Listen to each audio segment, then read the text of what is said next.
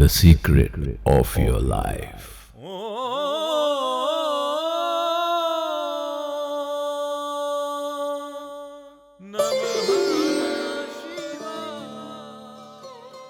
करता करे ना कर सके, शिव करे सो होए।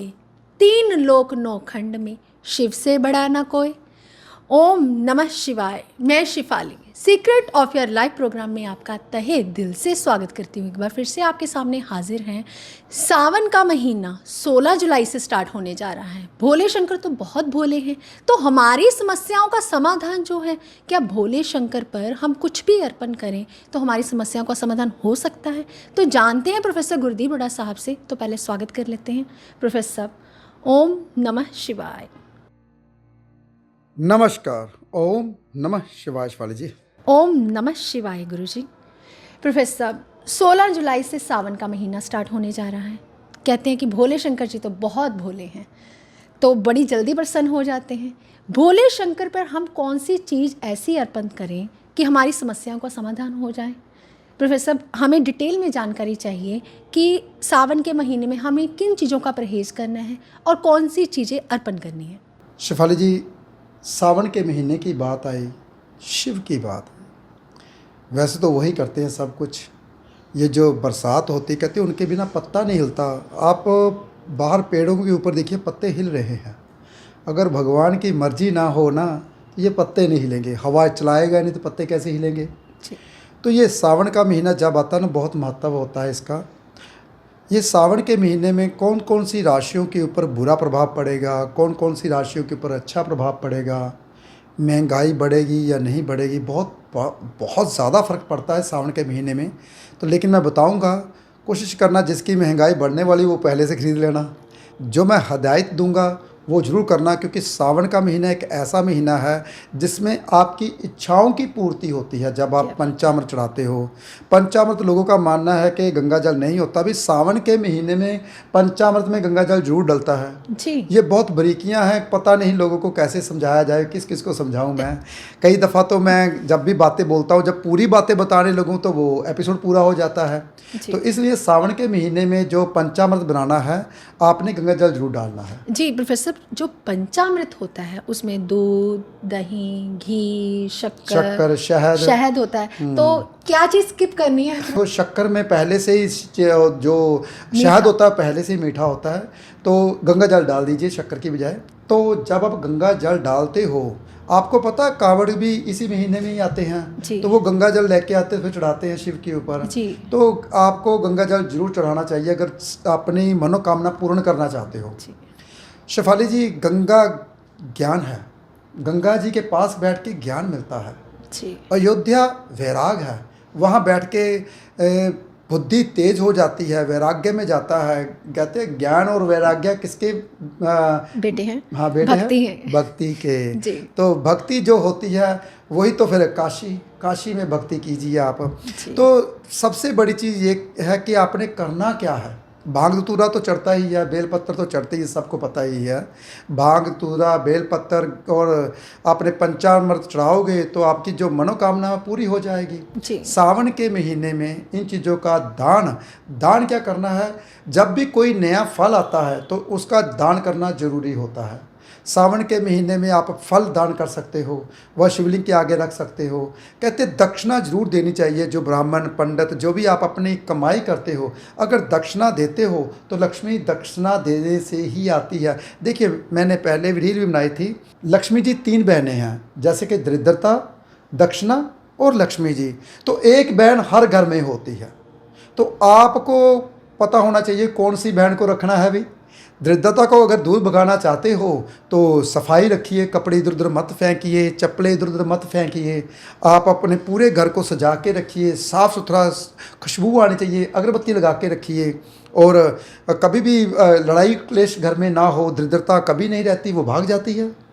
तो दक्षिणा को अगर आप घर पे रखोगे तो लक्ष्मी नहीं रहेगी, तीनों बहनों में एक ही बहन रहेगी। तो दक्षिणा आप संभाल के रख लेते हो। किसी पंडित को, ब्राह्मण को दक्षिणा देते ही नहीं, हम भीख देते हैं, जो भिखारियों को देते हैं हम, कभी दक्षिणा नहीं देते। दक्षिणा हमेशा बुजुर्गों को देनी चाहिए, हम बड़े बुजुर्गों को देनी चाहिए, पंडित ब्राह्मण को देनी चाहिए, जो गुरुकुल के नायक होते हैं उनको देनी चाहिए, जहाँ भी धार्मिक स्थान पे जाते हैं जहाँ बड़ा पुरोहित बैठा हो उनको देनी चाहिए। तो दक्षिणा जरूर देनी चाहिए। अगर दक्षिणा दोगे तभी लक्ष्मी आपके घर में रहेगी। तीनों बहनों में एक बहन तो घर में जरूर रहेगी। प्रोफेसर, एक सवाल सबका रहता है कि आपने जैसे बोल दिया कि पंचामृत चढ़ाना चाहिए, क्या पहले जल चढ़ाना चाहिए फिर पंचामृत चढ़ाना चाहिए, या पंचामृत चढ़ाने के बाद फिर जल चढ़ाना चाहिए? पंचामृत चढ़ाने के बाद फिर जल चढ़ाना चाहिए। क्या खाने के बाद प्यास नहीं लगती? जी। तो पंचामृत चढ़ाने के बाद ही जल चढ़ाना चाहिए। पहले लोग ऐसे जल चढ़ाते हैं, फिर पंचामृत चढ़ाते, फिर जल नहीं चढ़ाते। जल फिर बाद में चढ़ाना चाहिए शिवाली जी। तो इसलिए बात रह गई थी, तीनों बहनों में एक बहन रहती है।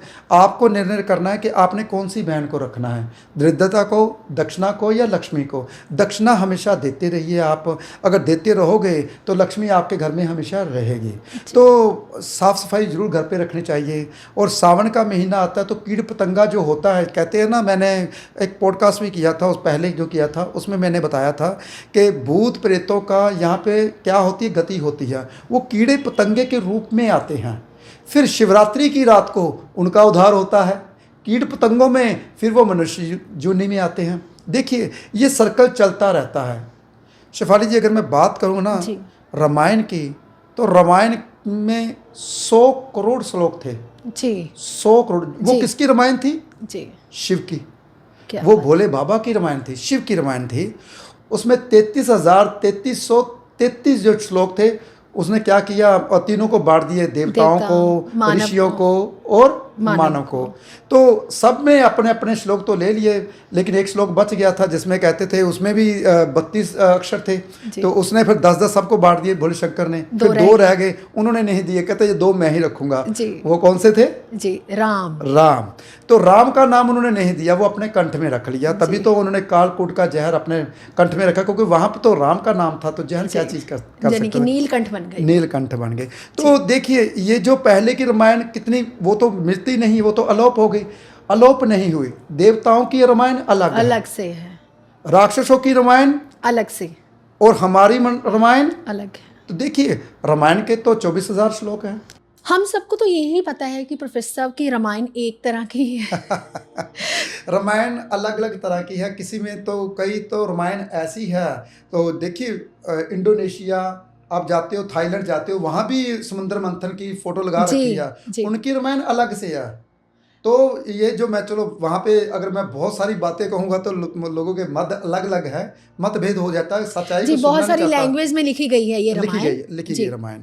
तो रामायण अलग अलग है। तो हमारे यहाँ रामायण का मतलब क्या है? मनुष्य को बताना कि राम की तरह रहो जी, मर्यादा। हर युग में रामायण हुई है, हर युग में। देखिए जब सती जी थे तब भी रामायण हो रही थी, तो जब पार्वती आए तब भी रामायण हो रही थी जी। तो ये तो रामायण हर युग में होती है शिफाली जी। हर युग में लोग बदलते हैं, आते हैं, ये रेपिटेशन चलती रहती है जी। ये गुरदीप रोड़ा पहले भी था, आज भी है, आगे रहेगा। जड़ कहते हैं वस्तु में आएंगे, कभी किस वस्तु में आएंगे, कभी किस भेष में आएंगे। ये अलग अलग बंदे का मतभेद आते जाते, रेपिटेशन होती रहती है। हर इंसान पैदा होता है, मरता है, जमता है, जाता है, फिर दोबारा आता है। यानी कि स्वर्ग नरक यही है, यही सब कुछ यही है। ये रेपिटेशन होती रहती है शिफाली जी। तो बात हम कर रहे थे, जब भी हम कभी भी कोई भी चीज़ लेते हैं या फिर उनका दान करते हैं, अपने पास नहीं रखते। देखिए आपने कमाई की 10 रुपये, अगर 10 रुपये में से हो सकता है कि 1 रुपया आपके पास ऐसा आया हो जो जिसने कोई कत्ल किया या डाकिया किया, या डाकू लुटेरा बुरी कमाई से 1 रुपया आपके घर में आ गया, तभी तो वो बोलते हैं अपना दसमंज जरूर निकालना चाहिए, 10वां हिस्सा। यानी कि चाहे 10वां हिस्सा मत निकालो, कुछ हिस्सा भगवान के नाम का, कुछ हिस्सा दान पुण्य में करना चाहिए, जो कि आपके पास पाप की कमाई आई वो ना रहे जी। प्रोफेसर फिर आते हैं हम लौट के वहीं पे कि भोले शंकर पर हम कौन कौन सी चीज़ें चढ़ा सकते हैं और किन चीज़ों का परहेज़ करना चाहिए? देखिए ये जो सावन का महीना आने वाला है, ये संक्रांति है, तो कुछ राशियों के ऊपर बुरा प्रभाव होगा, लेकिन बहुत सारी राशियों के ऊपर अच्छा प्रभाव होगा। जी। जो राशियों के ऊपर बुरा प्रभाव होगा उनको तो जरूर जाना चाहिए, दान पुण्य करना चाहिए। जैसे कि मेष राशि, कर्क राशि, कन्या राशि, मीन राशि, इनके ऊपर बुरा प्रभाव पड़ने वाला है भाई। जैसे कि तेल के वस्तु, तेल जो होता है सूर्यमुखी तेल, वनस्पति के जितनी भी वनस्पति के ऑयल बनता है वो बढ़ने वाली है, आज से ही खरीद लो। और महंगाई बढ़ने वाली है, और सबसे बड़ी चीज़ है शेफाली जी, महंगाई तो के साथ साथ बीमारियां भी बढ़ने वाली हैं। बीमारियां इसलिए बढ़ने वाली हैं, मैंने पहले बताया था, गुरुदेव चेंज हुए हैं, ऊपर से शनिदेव वक्री हो गए हैं जी। तो बीमारियां बढ़ने वाली हैं। बीमारियों का ध्यान रखना, खाने पीने का ध्यान रखना आपने। ज़्यादा अनाज नहीं खाना, क्योंकि अनाज आपको पता ही है जो दवाइयाँ स्प्रे से बनता है ज़्यादातर अनाज, तो ज़्यादा अनाज नहीं खाना, फलाहारी रहना चाहिए। तभी तो हम बोलते हैं सावन के महीने का व्रत जरूर रखना चाहिए। अगर व्रत रखते हो तो आपका सबसे बड़ी बात है शरीर भी ठीक रहता है, कीट पतंगे अंदर जाते हैं तो बीमारियां नहीं लगती। तो बीमारियां पहले से बता रहा हूं बढ़ने वाली हैं भाई, तो व्रत रखना चाहिए। और परहेज़ किस चीज़ का करना है शेफाली जी? रात को नहीं, जब भी आप कहते हैं कि संध्या के समय नहीं सोना चाहिए, जब सूर्य उदय होता है तब नहीं सोना चाहिए। अगर सावन के महीने में ये दो परहेज़ करते हो, संध्या के टाइम नहीं सोना और सूर्य उदय के बाद नहीं सोना। सूर्य उदय कब होता है? 5:30 के करीब। अगर उस वक्त सोते हो तब भी भगवान आपको नहीं मिलते। ये जो महीना होता है भगवान को पाने का, भक्ति का, ज्ञान का महीना होता है। इस महीने में ज्ञान मिलता है, भक्ति मिलती है, और सबसे बड़ी चीज़ लक्ष्मी आती है। तो प्रोफेसर साहब, अभी आपने बोला कि ये महीना जो है वो ज्ञान का है, यानी कि ये महीना जो है वो मनोकामनाओं की पूर्ति का भी है। तो अपनी इच्छा को पूर्ण करने के लिए हमें भोले शंकर पर क्या चीज़ अर्पण करनी चाहिए? शेफाली जी, क्या करना है, घर में ही आपने क्या करना, घर में कच्ची लस्सी बनानी है, बीच में फूल डालने हैं, थोड़ी सी शक्कर डाल लीजिए, थोड़े से चावल डालिए, घर में बना के लेके जानी है। लेकिन लोगों को ये नहीं पता कि कच्ची लस्सी तांबे में बना के लेके जाते हैं, तो तांबे में अगर दूध डालते वो जहर बन जाता है। तो कच्ची लस्सी जब चढ़ानी है वो कभी भी तांबे के बर्तन में नहीं चढ़ानी चाहिए, स्टील के बर्तन में चढ़ानी चाहिए। तांबे के लोटे में अगर चढ़ाना है तो सिर्फ जल ही चढ़ाइए, वो अमृत लगता है। देखिए, तांबे के लोटे में आप अगर रात को जल भर के सुबह पीते हो तो पेट की बीमारियां खत्म होती हैं। ऐसे ही तांबे के लोटे में अगर शिवलिंग के ऊपर जल चढ़ाते हो तो अमृत लगता है। लेकिन अमृत का जो समय होता है वो 3 से 4 होता है शिफाली जी, लेकिन 6 बजे से पहले जल चढ़ाना चाहिए। और कभी भी कच्ची लस्सी या दूध तांबे के लोटे में नहीं चढ़ाना चाहिए, ये जहर बन जाता है। हम तो अच्छा करने जाते हैं लेकिन बुरे प्रभाव, बुरे ग्रह हम ऊपर लेके आ जाते हैं। तो प्रोफेसर साहब कहते हैं कि सावन महीने में जैसे कि बाल नहीं काटने चाहिए, नाखून नहीं काटने चाहिए, भोले शंकर को हम दूध चढ़ाते हैं तो दूध भी नहीं पीना चाहिए। इन बातों का क्या परहेज़ करना चाहिए या नहीं? शेफाली जी, इस महीने में जितने भी हमारे, चलो थोड़ी सी साइंटिफिक बात बता देता हूँ, जितने भी पशु होते हैं वो खाते हैं, जब चारा खाते हैं उसमें जितने भी छोटे छोटे कीटाणु, जितने भी कीट पतंगे होते हैं उसके अंदर चले जाते हैं। तो इस महीने में दूध शिवलिंग के ऊपर चढ़ाएं, दान करें धार्मिक स्थान के ऊपर, खुद कम ही पिए तो ज़्यादा अच्छी बात है। इस महीने में दूध पीने से भी जो पेट के रोग हैं वो बढ़ते हैं। जी प्रोफेसर साहब, आपका बहुत बहुत धन्यवाद। आपने हमें बहुत डिटेल से जानकारी दी इस एपिसोड में। अगर ऐसी ही जानकारी आप अगले एपिसोड में लेना चाहते हैं तो हमारे चैनल को लाइक करें, सब्सक्राइब करें और वीडियो को शेयर करना बिल्कुल भी ना भूलें। हम नई जानकारी के साथ अगले एपिसोड में मिलेंगे। फिलहाल आज आप अपना और अपने पूरे परिवार का ध्यान रखिएगा। ओम नमः शिवाय।